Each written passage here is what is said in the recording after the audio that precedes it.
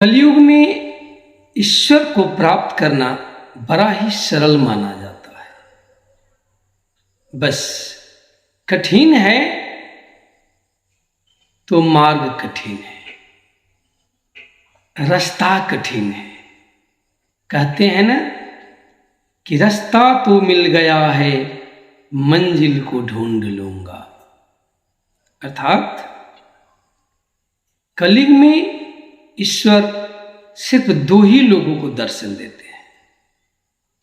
एक, जिन्हें ईश्वर अबोध मानते हैं, और दूसरा, जिन्हें ईश्वर परम ज्ञानी मानते हैं। और बीच का, जिनके मन में काम, क्रोध, लोभ, मोह, अहंकार आदि इत्यादि भरा हो, जो मनुष्य संसारी भोग में लगा हो, उन्हें ईश्वर कभी दर्शन नहीं देते। यही शास्त्रीय विधान है। इसलिए हमें इस कलयुग में यदि भगवान को प्राप्त करना हो तो या तो महाज्ञानी का, परम ज्ञानी का मार्ग अपनाना पड़ेगा, या तो फिर पूर्ण रूप से एक अबोध बालक के जैसे भगवान से प्रेम करना होगा, भगवान का ध्यान करना होगा। यही ईश्वर का प्राप्ति का मूल आधार है। मैं आपको एक कथा बताता हूं।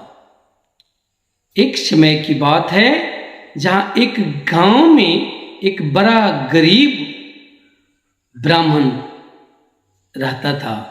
उसका एक पुत्र था, वो बड़े ही कामचोर था। वो काम नहीं करना चाहता था। बस उसका एक ही उद्देश्य था कि बस मुझे भर पेट भोजन मिल जाए और मेरा दिन व्यतीत होता रहे। इसके सिवा उसका और कोई उद्देश्य नहीं था। वो कुछ भी नहीं करना चाहता था। इसी के कारण वो ब्राह्मण बहुत चिंतित रहते थे। एक दिन गुस्से में आकर अपने पुत्र से बोल दिया, अरे नालायक, तू घर से निकल जा, अब तेरा कोई काम नहीं है। तू यदि काम नहीं करेगा तो तेरा जीवन यापन कैसे होगा, तेरा पेट कैसे भरेगा। बस ब्राह्मण के पुत्र घर से निकल गया और इस खोज में लग गया कि मैं कहाँ जाऊं कि मुझे 2 वक्त की लिए भर पेट भोजन मिल जाए और मुझे कुछ नहीं चाहिए। इस संसार में भक्ति का बहुत मार्ग है। भक्ति का इस संसार में बहुत मार्ग है, और उसने तो बस चुन लिया था पेट भर का भोजन। इसके सिवा उसके जीवन का और कोई उद्देश्य नहीं था। वो रास्ते में जा रहा था। एक जंगल में एक आश्रम था। आश्रम के गेट पर एक तपस्वी वहां पर माला जप रहा था। राम राम राम राम कर कर माला जप रहा था। उसी समय उसने देखा कि अरे ये साधु तो बड़े हष्टपुष्ट हैं, इनके शरीर तो बड़े चमकीले हैं, ये पक्का ही बहुत भोजन करते होंगे, क्योंकि बिना भोजन का इनका जो शरीर है इतना हष्टपुष्ट नहीं हो सकता। तो बस उसने गाया और बोला, हे तपस्वी, हे योगी, आपका मेरा प्रणाम है, मेरा प्रणाम स्वीकार करो। उसने बोला, योगी ने, साधु ने बोला, बोलो क्या बात है बच्चा। बोला, हे प्रभु, हे साधुवर, आप तो साधु है, आप तपस्वी है, फिर भी आपका जो ये शरीर है ये बहुत हट्टा कट्ठा है, ये बहुत हष्ट-पुष्ट है।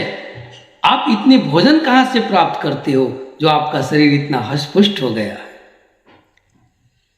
तो साधु ने बताया, देखो बच्चे, भीतर एक आश्रम है, वहाँ एक गुरु जी रहते हैं और मैं उनका शिष्य हूँ। यहाँ दिन रात आश्रम में राम कथा चलता है, मैं वही कथा सुनता हूँ, और आश्रम में गुरु जी मुझे दोनों वक्त की रोटी खिलाते हैं, वही मैं खाता हूँ, और मैं भरपेट खाता हूँ, क्योंकि यहाँ जब मैं खाने बैठता हूँ तो यहाँ कोई नहीं होता है, रोटी गिनने वाला कोई नहीं होता है। मैं जितना चाहूं भर पेट खाता हूं, पेट भरकर खाता हूं, और जितना चाहूं इतना उतना खाता हूं। इसीलिए ये मेरा जो शरीर है वो हष्ट पुष्ट है। उसने ब्राह्मण का लड़का ने सोचा, अरे मैं तो ऐसा ही खोज रहा था कि मुझे ऐसा मुफ्त का भोजन कहाँ मिल जाए पेट भर, और कोई रोकने टोकने वाला ना हो, कोई गिनने वाला ना हो कि मैं कितना खाता हूं, ये कहने वाला ना हो। अरे साधु महाराज, आप मुझे भी आश्रम में लेकर चले और गुरु जी से मेरा भी दर्शन करा दो और मुझे भी उनका शिष्य बना दो। उसने साधु से बोला, साधु जाकर बोला ठीक है चलो। वो आश्रम में ले गए और आश्रम में ले जाके वो गुरु जी से मिलवा दिए कि गुरुदेव, एक युवक है, ये आपका शिष्य बनना चाहता है और इसी आश्रम में रहकर राम कथा सुनना चाहता है और राम का भक्ति, भगवान का भक्ति करना चाहता है। गुरु जी बोले कोई बात नहीं है। उसको बुलाया, आओ इधर आओ। गुरु जी ने उसका कान में मंत्र फूंक दिए और अपना माला दे दिए। बोला बेटे अब तुमको यहीं रहना है, यहीं भगवत चिंतन करना है और यहीं भोजन करना है और दूसरा काम नहीं है। बोला ठीक है गुरु जी, मैं एकदम यहीं रहूँगा, भजन करूँगा, कीर्तन करूँगा और यहीं भोजन करूँगा। बस उस दिन से रोज कीर्तन भजन होने लगा। और एक दिन एकादशी का दिन था। वो जब 10 बजे तो पहुंच गए रसोई घर में खाने के लिए। वहां गया था, रसोईया तो था और भोजन नहीं बन रहा था। उसने बोला अरे मुझे भोजन चाहिए। बोला बेटा तुम्हें पता नहीं है, आज आश्रम में भोजन नहीं बना है, आज एकादशी है और आज हम सब उपवास रहेंगे और कल द्वादशी को हम लोग भोजन फिर से प्रसाद बनाएंगे, भगवान को भोग लगाएंगे और सब आदमी हम प्रसाद ग्रहण करेंगे। बोला अरे ये तो अनर्थ हो जाएगा, आज जो मैं भोजन नहीं करूँगा तो कल का द्वादशी मैं देख नहीं पाऊंगा, मुझे भोजन चाहिए। तो बोला बेटे ये मेरे बस का बात नहीं है, इसलिए तो तुम्हें गुरु जी के ही पास जाना होगा। जाओ गुरु जी के पास जाओ। फिर वो गुरु जी के पास गए। बोला गुरु जी मुझे भोजन चाहिए। बोला बेटे आज एकादशी है, उपवास है, कल मिलेगा। नहीं नहीं गुरु जी, मुझे भोजन जो नहीं मिलेगा तो क्या पता मैं कल का द्वादशी देख पाऊं या नहीं, मैं भोजन के बिना जीवित नहीं रह सकता। बहुत हट किया। गुरु जी ने बोला ठीक है, रसोइये को बुलाया और बोला अरे इसे भोजन के लिए राशन दे दो, आश्रम में तो भोजन बनेगा नहीं, नदी के तट पर जाएगा, वहीं ये भोजन बनाएगा, प्रसाद बनाएगा और वहीं पालेगा। तो बोला ठीक है। बोला गुरुजी राशन थोड़ा अधिक दे देना। बोला कोई बात नहीं है। तो रसोइया से बोल दिया कि इसे 2 आदमी का राशन दे देना। बोला ठीक है। ले लिया और जाओ नदी तट पर शुद्धि व्रत कर भोजन बनाना, और सुनो भोजन बनने के बाद भगवान को भोग लगाना मत भूल जाना, भोग लगाकर खुद भी पा लेना। बोला ठीक है। गया भोजन बनाया और भोजन जो बन गया तो उसे याद आ रही गुरु जी ने बोला था भोजन बनाकर भगवान को भोग लगाना। सोने भोजन परोसा, थाली में रखा और भगवान को याद किया। और भगवान थोड़ी देर याद किया, आओ भगवान जी आइए भोग लगाइए, आइए भगवान जी आइए भोग लगाइए, पर भगवान जी तो आ नहीं रहे थे। तो उसने भजन गाया, मेरे राम आइए भगवान आइए, मेरे भोजन को भोग लगा जाइए। प्रभु राम आइए भगवान आइए, मेरे भोजन को भोग लगा जाइए। प्रभु फिर भी नहीं। अरे बोला अरे भगवान आप आओ जल्दी भोग लगा लो। यदि आप इस सोच में होगे कि मैं आश्रम में जाकर भोग लगाऊंगा तो आज आश्रम में भोजन नहीं बना है, भूखे रह जाओगे, मैं खा लूंगा आप भूखे रह जाओगे। मेरा बात मानो तो आ ही जाओ, क्योंकि आज आश्रम में भोजन नहीं बना है। ये तो मैं हूं कि बना लिया हूं, और गुरु जी ने कहा था सो मैं आपको बुला रहा हूं, आ जाओ। बस भगवान अपने भक्त को पुकार सुने भगवान वहां माता सीता सहित प्रकट हो गए। जब माता सीता सहित प्रकट हुए तो इस भक्त को, इस ब्राह्मण पुत्र को, आपको लगता होगा हर्ष हुआ। हर्ष नहीं हुआ, इसे तो दुख हो गया। बोला अरे ये कैसे हुआ? गुरुजी ने बोला था सिर्फ भगवान को बुलाना, मैंने भगवान को बुलाए, ये भगवान जी तो माता जी के साथ आ गए, जबकि गुरुजी ने सिर्फ 2 आदमी का राशन दिया है। अब ये 2 तो भगवान ही आ गए, एक मैं हूँ, 3 हूँ। अब मैं खुद खाऊं कि भगवान को खिलाऊं? बेचारा को बड़ा दुख हुआ, सोचा ये तो बड़ा समस्या हो गया। चलो ठीक है, अब आ ही गए हो तो पालो थोड़ा थोड़ा, और थोड़ा मैं भी पालूंगा। तो भगवान को भोग लगाया, भगवान को पवा दिया, खुद भी पा लिया, और बोला प्रभु एक बार बता दो, मैं आपको अकेले ही बुलाया था, अब आप 2 आ गए हैं, अब अगले एकादशी को फिर आपको कैसे आना होगा, ये पहले ही से बता दो ताकि मैं आपके लिए भी राशन लेके आऊँगा। भगवान बोले अरे मैं तो 2 ही हूँ, सीताराम मैं जहाँ रहता हूँ 2 ही रहता हूँ, कोई चिंता करने की बात नहीं है, मैं 2 ही आऊँगा। बोला चलो ठीक है, चले गए आश्रम। दूसरा एकादशी का फिर ऐसा ही हुआ। फिर उसने गुरुजी से बोला, गुरुजी बोला ठीक है। बोला नहीं गुरुजी, इस बार 2 आदमी के राशन से काम नहीं चलेगा। आपने अगले बार बोला था कि भगवान को भोग लगाना, जब मैंने भगवान को बुलाया तो भगवान तो स्वयं माता के साथ 2 आ गए और मैं 1, 3 हम आदमी हो गए। भगवान को भोग लगाए, मुझे तो आधी पेट खाकर मेरा उस दिन का दिन काटना पड़ा, बड़ा मुश्किल हुआ, मैं भूखे रह गया। इस बार 3 आदमी की छिपी देना पड़ेगा। बोला ठीक है, अरे सोचिए इसको 3 आदमी की छिपी दे दो। बस चला गया, फिर से भोजन बनाया, बड़े प्रेम से भोजन बनाया। भोजन बनने के बाद फिर से और भगवान को बुलाना शुरू कर दिया। मेरे राम आइए, भगवान आइए, सिया राम आइए, मैया साथ लाइए, मेरे भोजन को भोग लगा जाइए। मेरे राम आइए, मैया साथ लाइए, मेरे भोजन को भोग लगा जाइए।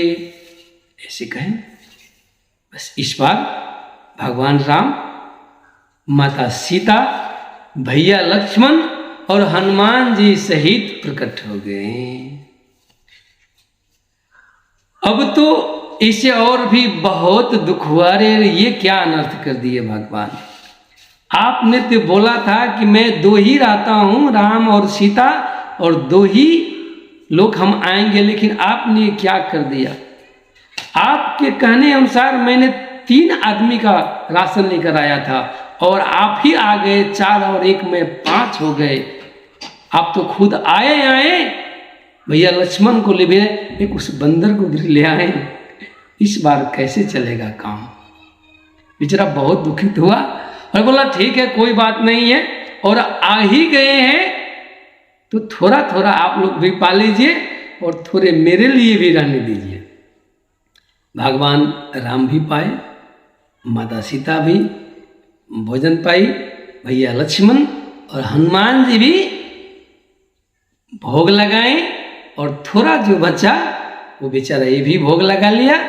और बोला प्रभु अब अगली बार क्या होगा, इस बात की जानकारी मेरे को दे दो, आप जितना कहोगे उतना राशन लेकर आऊँगा। बोला ठीक है, इससे ज़्यादा नहीं आऊँगा, इतना ही आऊँगा मैं।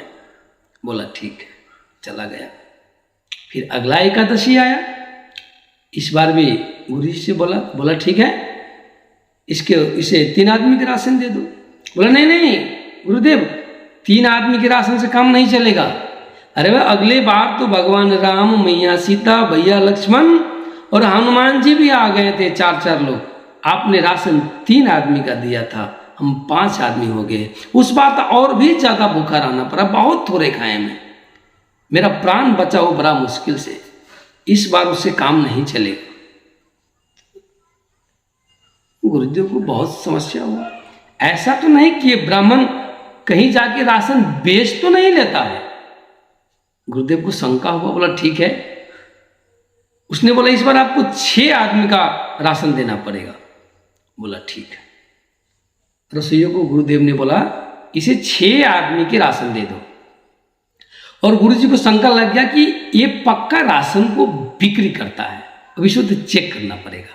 तो आगे आगे निकला ये और पीछे पीछे गुरुदेव इनके पीछे लग गए। आगे गया, नदी पर स्नान किया, शुद्धि व्रता, और राशन को ऐसे इकट्ठे करके रख दिया। और इस बार भोजन नहीं बनाया और भगवान को बुलाने लगे, मेरे राम आइए, सिया राम आइए, भैया साथ लाइए, मेरे भोजन को भोग लगा जाइए। वैसे कहा तो भगवान राम, मैया सीता, भैया लक्ष्मण, भैया शत्रुघ्न और भैया भरत और हनुमान जी समेत भगवान प्रकट हो गए, बैठ गए। ठीक है, अब बुला ही लिए हो तो लाओ भोग लगाता हूं। अरे भोग मैं कहां से दूं आपको, मैंने भोजन बनाया ही नहीं। क्यों नहीं बनाया? तो क्यों बनाऊं? अगले बार भी मैंने भूखा रह गया, इससे पहले भी भूखा रह गया और आज भी भूखा रखने की बात है। आपने बोला था मैं 4 लोग आऊंगा, मैं 6 आदमी का राशन लेकर आया हूं, लेकिन इस बार आप तो पूरे बारात लेकर आ गए। ये 7 आदमी तो आप खुद ही आ गए और एक मैं हूं, ये कैसे काम चलेगा? भोजन बनाऊं मैं और पालो आप सभी लोग, तो मैं भला मेहनत क्यों करूं प्रभु? आप खुद बना लो, राशन रखा है, खुद बना लो, खुद खा लो और चले जाओ और मुझे माफ कर दो प्रभु। बोला नहीं बनाओगे? तो नहीं, मैं बिल्कुल नहीं बनाने वाला, मैं नहीं बनाऊंगा। बोला ठीक है, नहीं बनाओगे तो कोई बात नहीं, तुम बैठो। भगवान ने हनुमान जी को इशारा किया, हनुमान जी स्वयं जलावन लाए, भैया लक्ष्मण नदी से पानी भर के लाए और सब राशन था। प्रेम से माता सीता चूल्हा को अग्नि दिया और चूल्हा में अग्नि लगाकर भोजन बनाया, प्रसाद बनाई माता सीता। और प्रसाद बनाने के बाद सब के सब पाए। अब उसी समय गुरुदेव सोच रहे थे, अरे ये भोजन बना क्यों नहीं रहा है? इतनी देर से बैठा है, मैं इतनी देर से बैठा हूं और किससे बात किए जा रहा है, ये भोजन नहीं बना रहा है। तो गुरुदेव वहां गए, बोले अरे इधर सुनो, तुम यहाँ इतनी देर से बैठे हो, मैं भी इतनी देर से तुम्हारा सब बातें देख रहा हूं, तो किससे बात करता और भोजन बनाता क्यों नहीं है? बोला अरे गुरुदेव माफ करना, मैं भोजन क्यों बना? मैं आपको बोलता हूं ना, आप बोलते हो कि भगवान को भोग लगा लेना, भगवान को बुला लेना। अरे आज मैं भोजन तो पक्का नहीं बनाने वाला हूं। बोला क्यों? तो भगवान अकेले आते तो कुछ बात, 4 लोग भी आते तो कुछ बात, क्योंकि मैंने 4-5 आदमी का, मैंने 6 आदमी का भोजन राशन लाया है। पर भगवान खुद आए हैं, माता को लाई है, भैया लक्ष्मण है, शत्रुघ्न है, भैया भरत है और हनुमान जी भी है। अब मानो कि 6 आदमी यही लोग आ गए और एक मैं हूं, 7 हो गया। छिप्पी लाया हूं, इस बार भी मैंने सिर्फ 6 आदमी का, इस बार भी मुझे भूखा रहना पड़ेगा, तो मैं भला मेहनत क्यों करूं? बोला भगवान आए हैं। हाँ भगवान है, कहाँ है भगवान? भगवान बैठे, आप देख नहीं रहे? बोला नहीं, मैं नहीं देख रहा हूं भगवान को। बोला अब कैसे नहीं देख रहे? मैं तो देख रहा हूं, पूरे बारात बैठा हुआ है। बोला हाँ कहाँ? गुरुदेव को बड़ा आश्चर्य हुआ, अरे ये मेरा शिष्य है और ये बोल रहा है कि भगवान यहाँ पूरे परिवार के साथ बैठे हुए हैं, इनको भगवान दर्शन दे रहे हैं, पर मुझे दर्शन क्यों नहीं दे रहे? गुरु जी को बड़ा चिंता महसूस हुआ। गुरु जी अपने शिष्य से बोला, अरे भगवान को बोलो, मुझे भगवान दिखाई नहीं दे रहे हैं। तो जाके गए, बोला प्रभु आप मुझे दिखाई देते हो, पर आप मेरे गुरु जी को क्यों नहीं दिखाई देते हो? बोला अरे रे, मैं तुझे दिखाई देता हूं, मैं तेरे गुरु जी को दिखाई देने वाला नहीं हूं। बोला क्यों? बोला देखो, तुम जितने सरल हो उतने तुम्हारे गुरु जी नहीं हैं। बोला नहीं नहीं प्रभु, मैं तो सिर्फ खाने के लिए इस आश्रम में रहता हूं, मैं कोई पूजा वूजा नहीं करता हूं, मैं कोई जप तप कीर्तन भी नहीं करता हूं, मेरा तो एक ही उद्देश्य भोजन पाना, मैं भोजन के लिए इस आश्रम में बैठा हूं और मेरा कोई उद्देश्य नहीं है। परंतु मेरा जो गुरु महाराज है वो दिन रात आपका चिंतन करता है, दिन रात आपका भक्ति करता है, जप तप करता है, वो तो आपका बड़ा परम भक्त है। बोला है, मैं भी जानता हूं, परंतु जो भाव तुम में है वो तुम्हारे गुरुजी में नहीं है। तुम्हारे गुरुजी ज्ञानी हैं, वो हर बात अपने ज्ञान के द्वारा करते हैं, पर तुम जो भी करते हो अपने हृदय से करते हो। तुम जो भी करते हो इस ज्ञान से नहीं करते हो, प्रेम से करते हो, पूरे दिल से करते हो, मन से करते हो। जो प्रेम मैं तुझ में पाया अब तक तेरे गुरु जी में नहीं पाया, इसलिए मैं तेरे गुरु जी को नहीं दिखाई दे सकता। ये बात उसने गुरु जी को सुनाया। उन्हें बोला अरे मेरे शिष्य, जाके प्रभु से बोलो कि मुझे एक बार दर्शन दे दे। तो जाके बोला हे प्रभु, आप मेरे गुरु जी के लिए ना सही, पर यदि आप मुझे ही प्रेम करते हैं तो मेरे ही कारण मेरे गुरु जी को एक बार दर्शन दे दो हे प्रभु। तो भगवान ने बोला चलो ठीक है, मैं तेरा ये भी कहना मान लूं। और भगवान साक्षात्कार पर ब्रह्म परमेश्वर रूपी वहां प्रकट हो गए और गुरु जी को भी दर्शन दिए और शिष्य को भी दर्शन दिए। तब जाके गुरु जी बोले कि मैं धन्य हूं हे प्रभु, जो मैं अपने ज्ञान और वैराग्य से नहीं पा सका, सो इस अपने शिष्य अबोध शिष्य के कारण मैं आपका दर्शन कर सका। हे प्रभु, मेरे ज्ञान में भी जो अज्ञानता है आप उसे माफ कर देना। आप सचमुच भक्त के भाव में रहते हो, आप सचमुच भक्त के प्रेम में, इस प्रेम के गंगा में आप बह जाते हो। हे प्रभु, आप मुझे माफ करना, आपका दर्शन मेरे लिए अहोभाग्य। हे प्रभु, और ऐसे भगवान ने उन्हें दर्शन दिए। तो भक्ति के लिए बस सच्चा हृदय से भगवान को प्रेम कीजिए। बस भगवान का दर्शन दुर्लभ नहीं है, भगवान बड़े सहज भाव से हमें दर्शन दे देते हैं। जय श्री राम, जय श्री सीता।